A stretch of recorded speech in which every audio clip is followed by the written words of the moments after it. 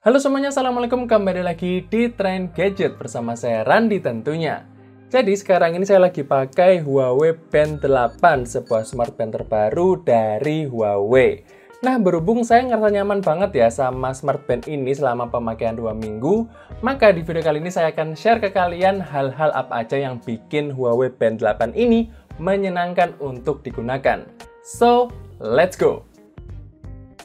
Yang pertama yang saya suka adalah dari desainnya yang sekarang lebih tipis dan lebih ringan daripada seri sebelumnya.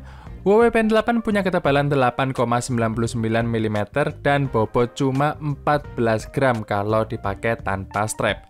Saking tipis dan ringannya, selama saya pakai, saya sering banget lupa ya kalau saya tuh lagi pakai smartband sebenarnya. Ya intinya smartband Huawei ini nggak bikin berat dan ngeganjel di tangan.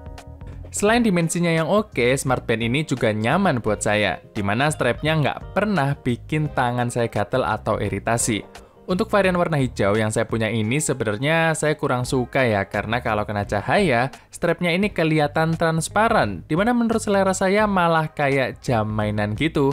Tapi selain itu, saya senang banget deh sama kenyamanan pakai smartband ini. Kenyamanan lain juga saya dapatkan dari layarnya yang lebar untuk ukuran sebuah smartband, yaitu 1,47 inch berpanel AMOLED. Dengan layar seluas ini, notifikasi pesan yang masuk jadi lebih banyak termuat dan saya sangat terbantu dengan hal ini. Layar AMOLED-nya juga terang, so kalian nggak perlu khawatir kalau dipakai outdoor. Terus soal user experience, Huawei Band 8 yang udah pakai Harmony OS ini nggak pernah sekalipun nge-lag di pemakaian saya. Semuanya smooth dan lancar.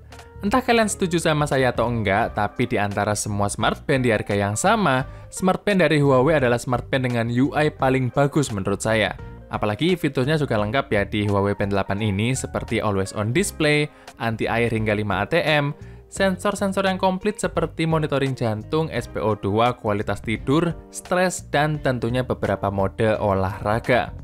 Ya, memang dibandingkan dengan smartwatch, saya sendiri lebih cocok pakai sebuah smartband buat olahraga ya, karena ukurannya yang lebih simpel dan lebih fleksibel buat macam-macam olahraga dengan dimensi yang nggak besar. Huawei mengklaim kalau smartband ini bisa bertahan selama 2 minggu, dan saya pun setuju dengan hal itu, karena memang selama itu daya tahan baterainya. Tapi dengan catatan 2 minggu itu kalau fitur always on display-nya mati ya, karena kalau dinyalakan fitur always on display-nya, smartband ini cuma bertahan selama 3 hari aja. Ya, tapi buat saya sih udah cukup banget kok itu. Sama seperti smartband pada umumnya, kita bisa custom settingan smartband ini dari aplikasi Huawei Healthy, Android maupun iPhone. Sekalian sama memantau grafik kesehatan kita juga di aplikasi tersebut.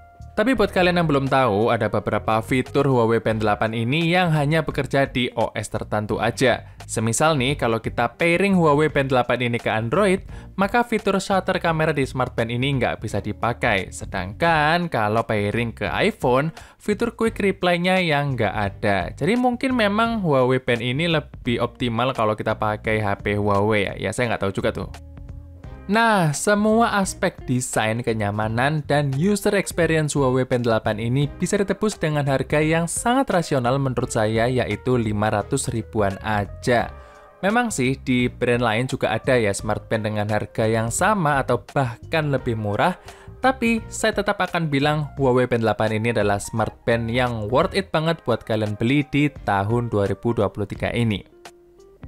Oke, mungkin segitu aja ya cerita saya kali ini dengan Huawei Band 8 ini. Terima kasih buat kalian yang udah nonton video ini sampai habis maupun yang tidak. Jangan lupa like dan subscribe. Dan kita akan ketemu lagi di video berikutnya. Stay update!